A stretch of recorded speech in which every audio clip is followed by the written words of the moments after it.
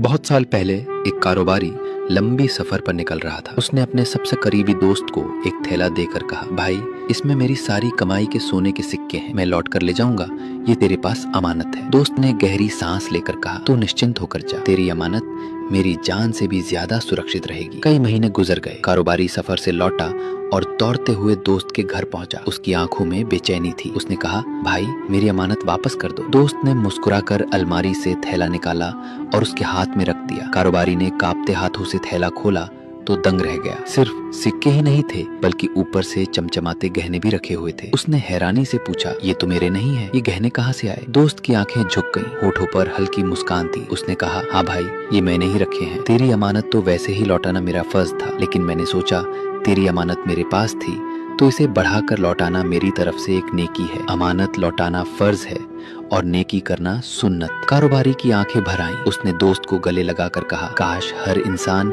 इस तरह अमानत का हक अदा करे तो दुनिया से धोखा और फरेब हमेशा के लिए मिट जाए। मोरल, अमानतदारी सिर्फ फर्ज नहीं बल्कि जन्नत का दरवाजा खोलने वाली सबसे बड़ी नेकी है।